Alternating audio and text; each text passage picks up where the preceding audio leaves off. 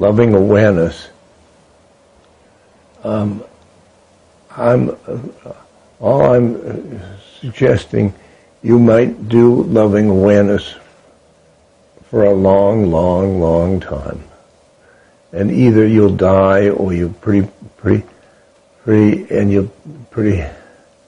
and you'll get comfortable with death once you're in your soul.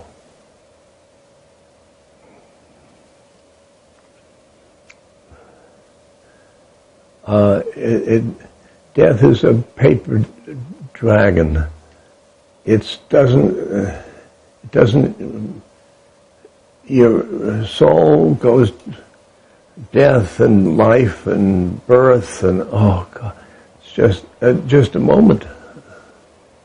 It's just a moment. Although the melodrama you are living now will end, and maybe you're sad about that going.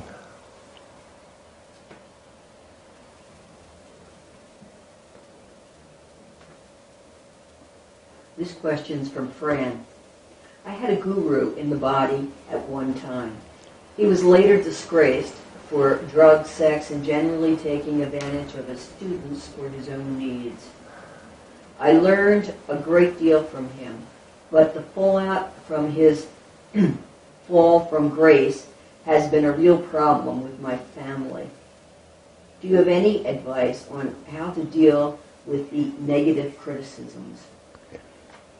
I think the negative criticisms, let them stick with the criticizer. And I think if you buy their karma, you're pretty taking stuff from other people's minds. If you got something from your guru, and it's really going inside you, and it's not the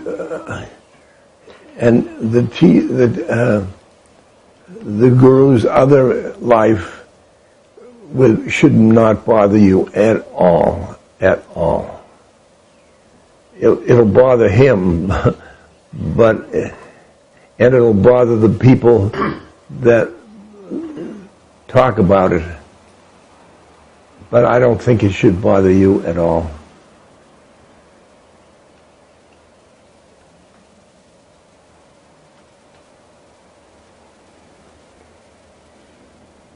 What advice do you give for working through relationship issues when enlightenment is not always present? Should one be patient or be open to a new relationship?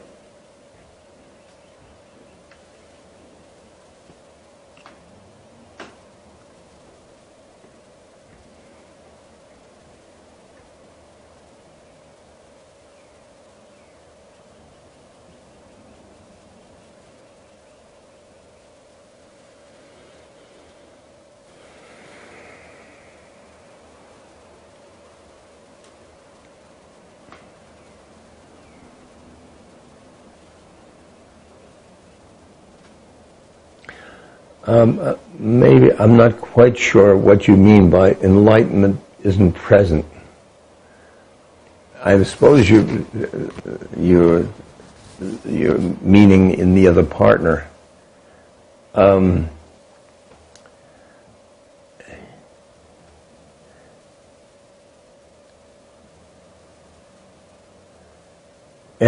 actually,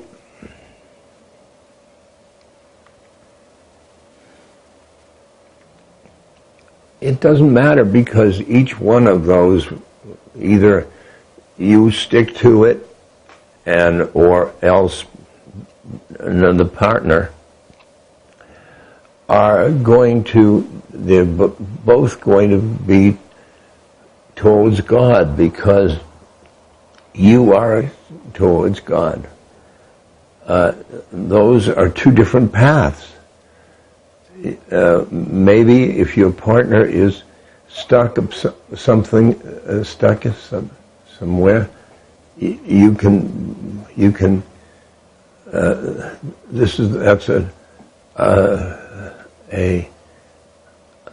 a path of suffering for you, and suffering will pay off. They pay off, and yet you say the bliss of wonderful of a relationship is where both people want God. Then it becomes a tandem trip to God. I think it's beautiful, but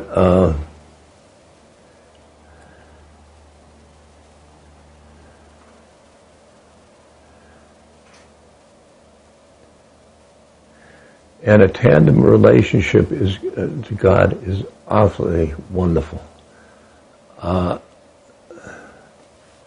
I think Maharaji said many good things about a two people journey to God.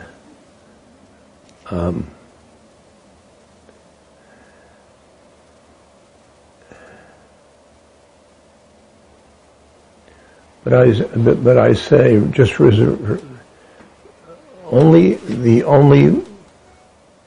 leaving partner because of they're not spiritually worthy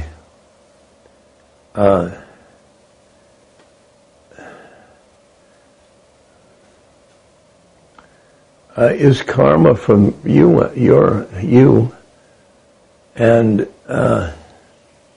it is suffering, and then stay in it and suffer.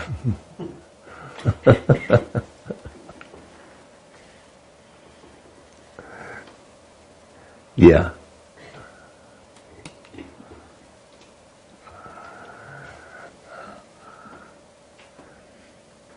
Okay, this is from Rebecca.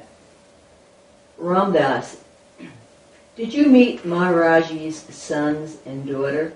You mentioned his children in your book, Be Loved Now. If you met them, what did they think of their father, Maharaji? Are they also spiritual teachers? If you did not meet them, do you know about them in their current life?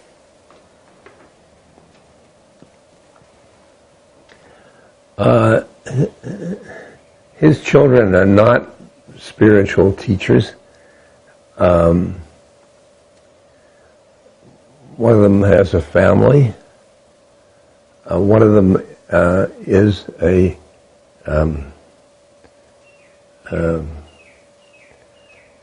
took over one of his ashrams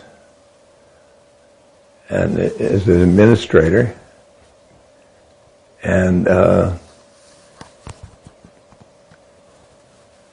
I think that they're good and solid people. They are not heavy into spiritual work. They're really, and they see Maharaji as their father, and he was a good and able father. And they enjoyed having him in the times when he was at home. And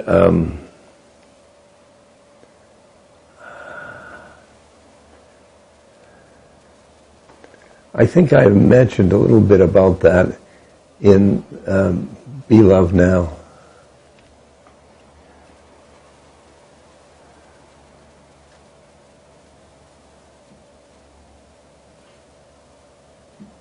Ramdas, this is from Hillary.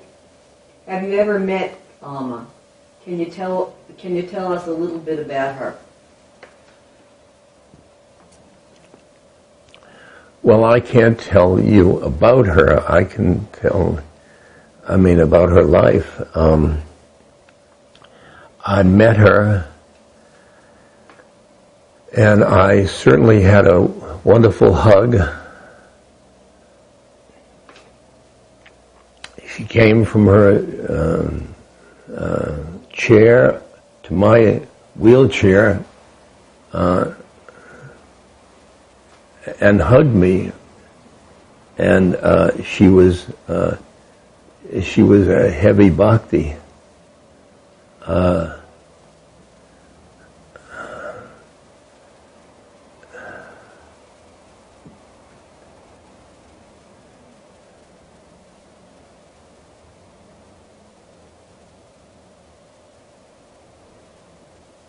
Yeah. She's a wonderfully sweet woman, and she can probably take a person to God, I think. Yeah.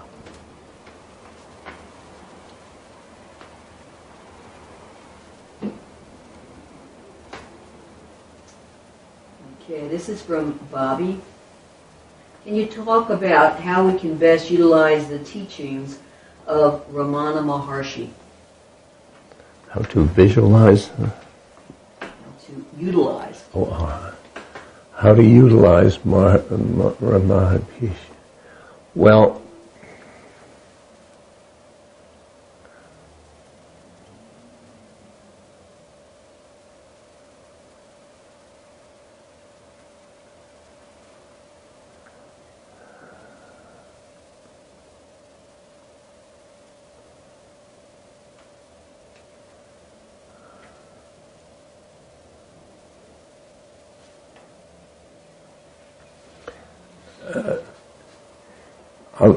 I think you probably need your mind.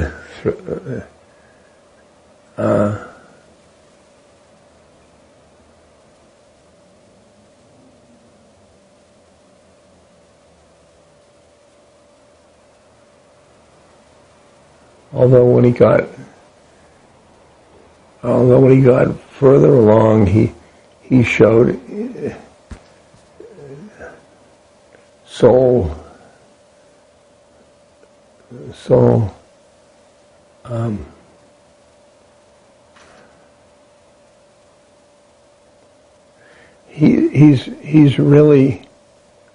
He's really focusing on the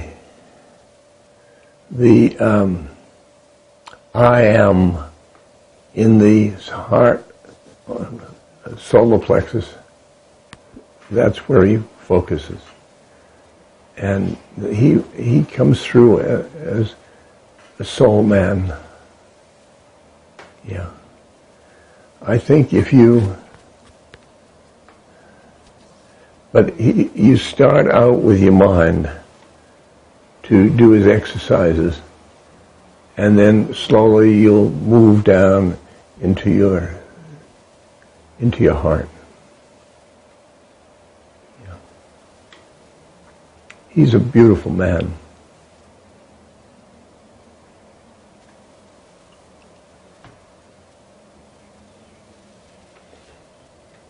This next question is from Saraswati. My mother is bedridden and chronically ill for about a year and a half. She is a very loving person, but very worldly. She recently began talking about her death and her funeral. When I was with her and she was talking like this, I just started bawling, crying. I was so surprised that I didn't handle this better. So instead of allowing her to express herself, she started comforting me. I tried to be in my soul, but I was crying so hard I didn't feel like I was coming from the best place. What is the most skillful and compassionate way to be with her in this special time? What is the most skillful and compassionate way for me to be with myself?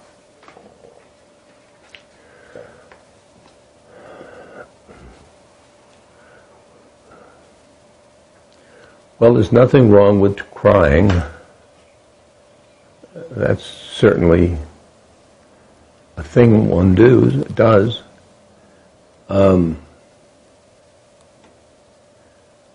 When your mother is dying,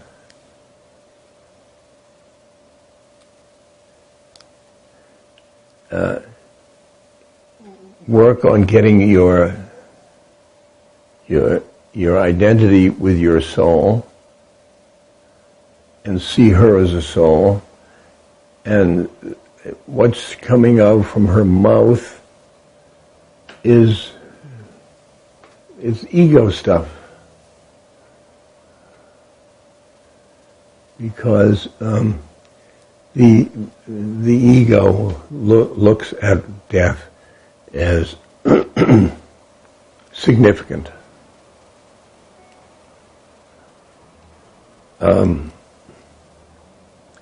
I think that you shouldn't stifle your emotions.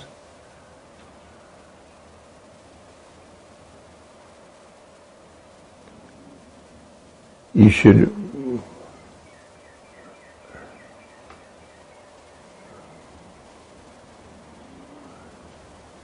be with her in love without judgment. In love, but with judgment, and with no judgment. And then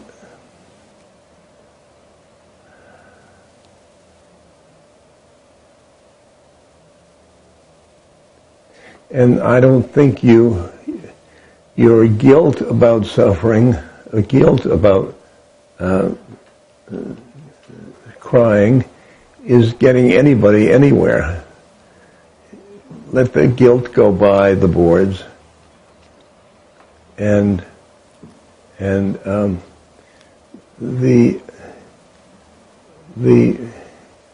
emotions you're feeling is a daughter's feeling, and it's not going to suck her in if she's not emotional. When you have a visit, should be two souls and see this as part of her journey, and love her. I think that's about the best I can do.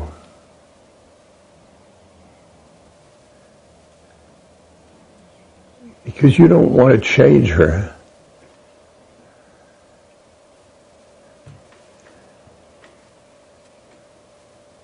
Let her talk about what she wants.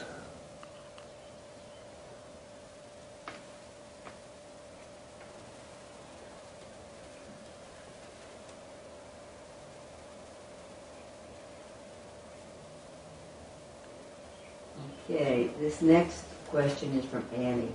Recently, while in deep meditation, gazing at another human form, Hanuman appeared so clearly as though he was a holograph in front of the form. I felt his loving compassion as he gazed at me. This took me by great surprise. I'm wondering if you can help me understand this experience. You're going to get it. You're great in meditation. That Hanuman only appears for special people, and there's some way in which you identify the form you were with and Hanuman, and that form you were with may be a Hanuman, And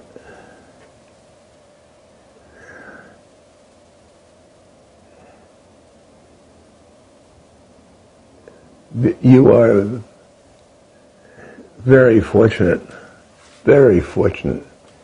because having a Hanuman in front of you is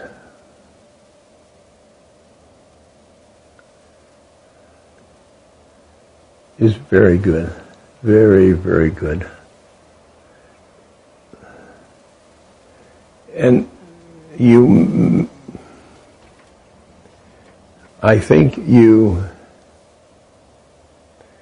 meditation plus your relationship with that other being you're with brings you to Hanuman.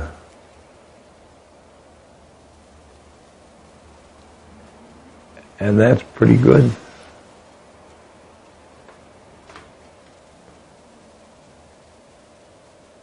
Ramdas, can you lead us in a closing meditation?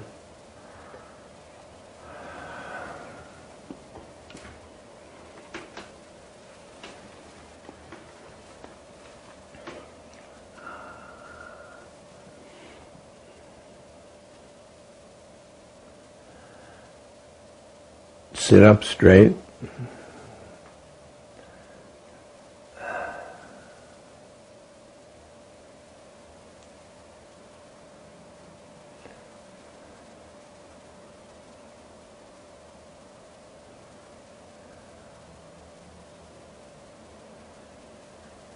You can close your eyes if you want to, or not if you're driving.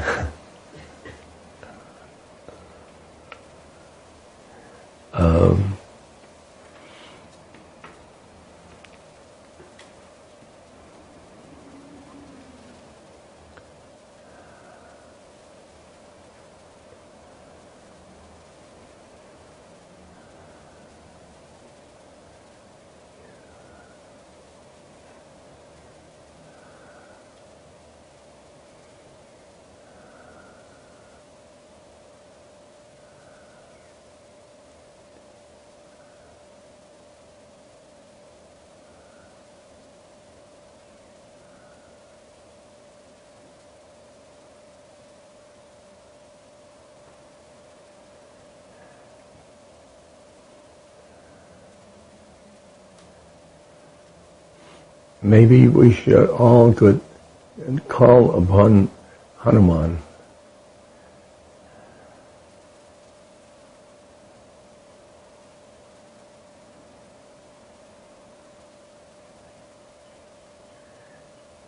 Hanuman, will you help us in this meditation?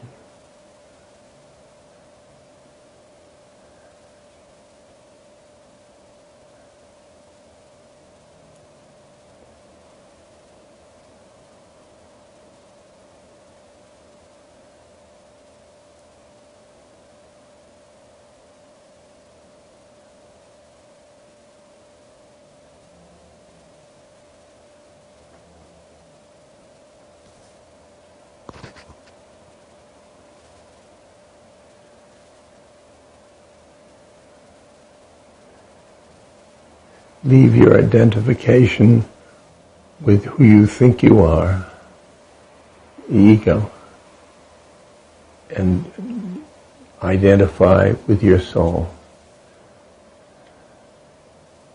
in your heart.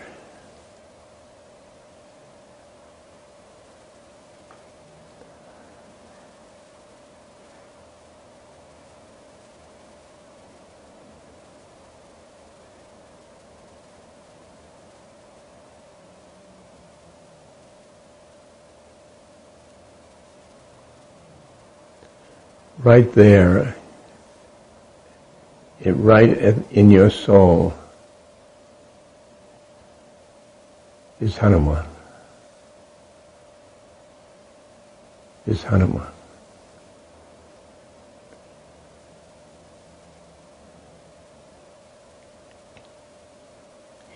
He is the doorway to Ram.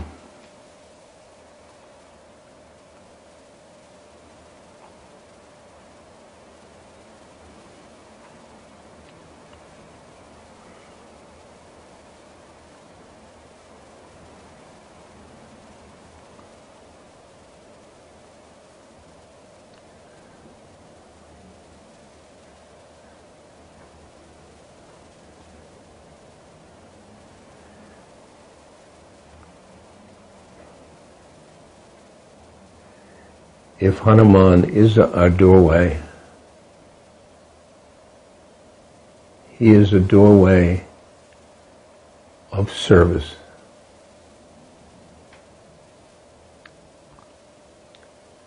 Think at your own life.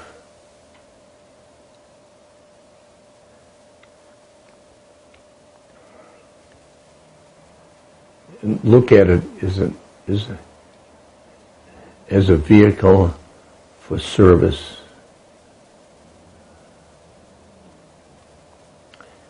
Service to God, service to all beings, and the earth.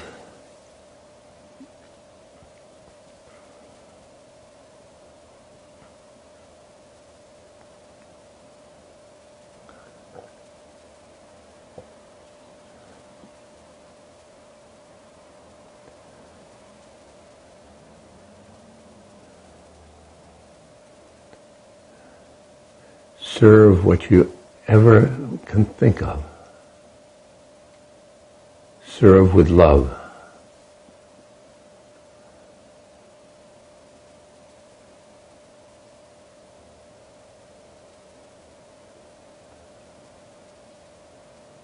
Serve with love.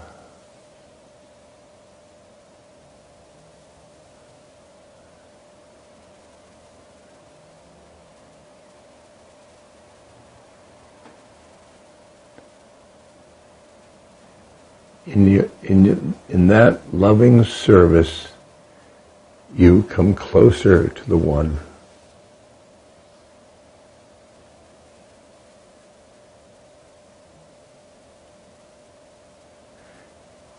If your whole life consists of loving service, you will be the One.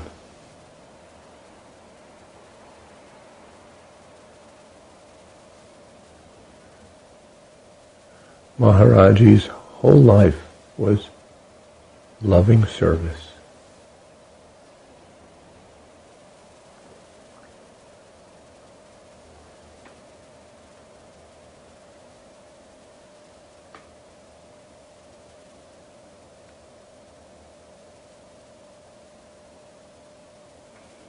Loving service.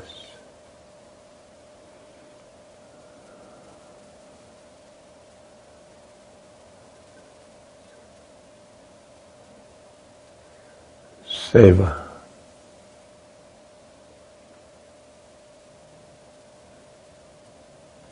Seva is the Sanskrit word for loving service to God.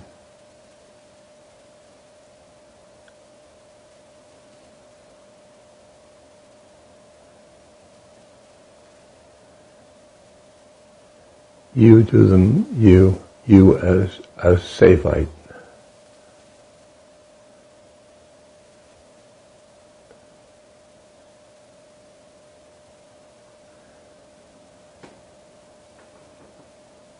Think of your incarnation as service.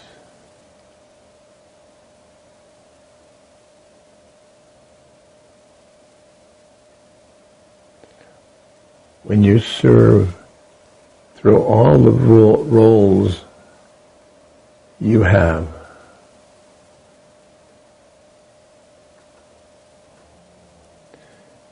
mother or father or partner or child,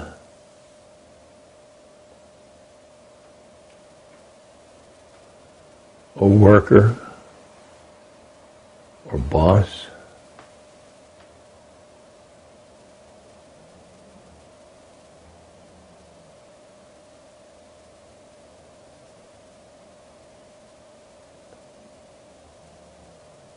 or teacher,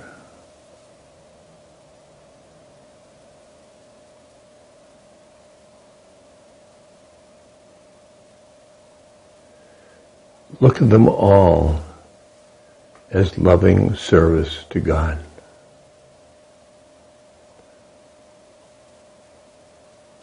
Wow.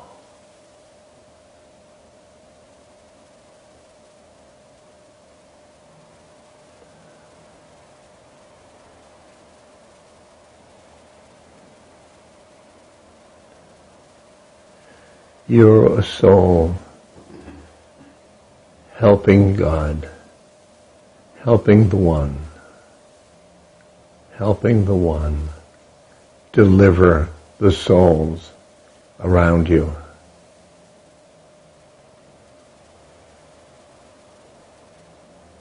To the One.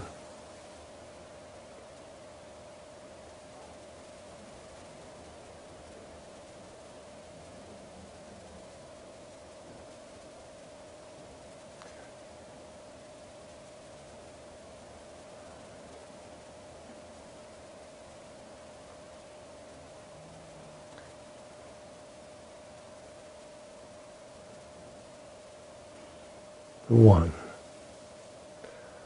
The One.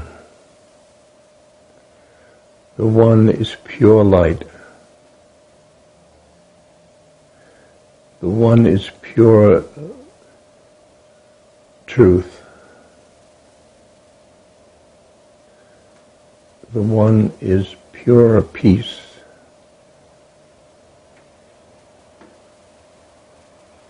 The One is pure energy.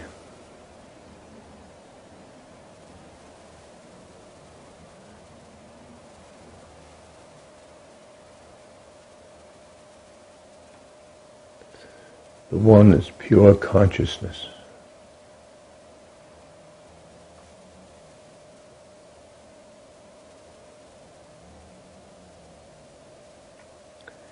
And we are drawn to the One.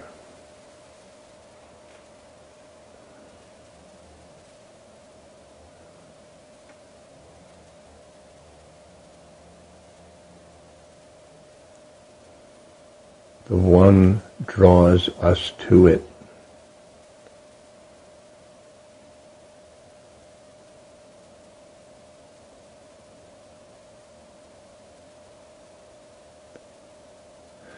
And then you get close to it, you will become the One.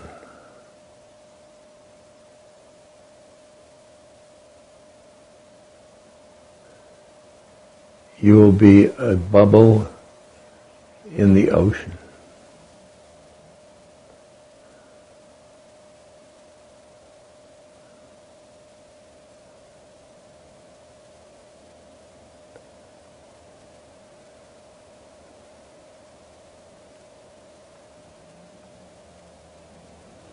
You'll be an individual and the totality.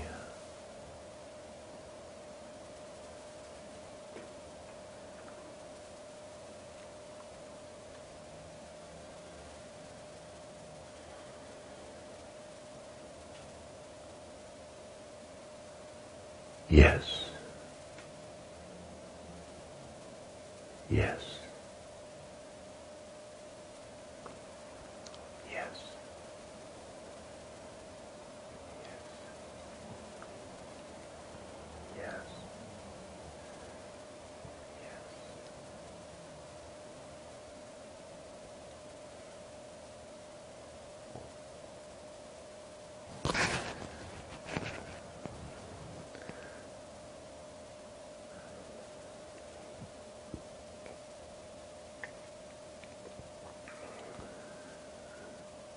Then we will be together in the One.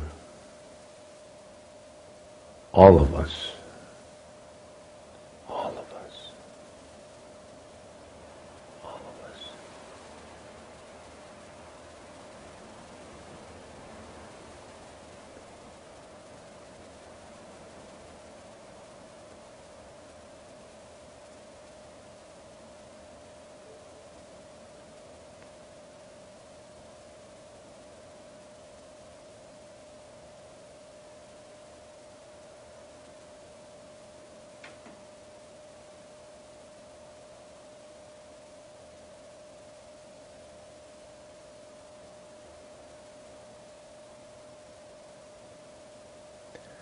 Namaste.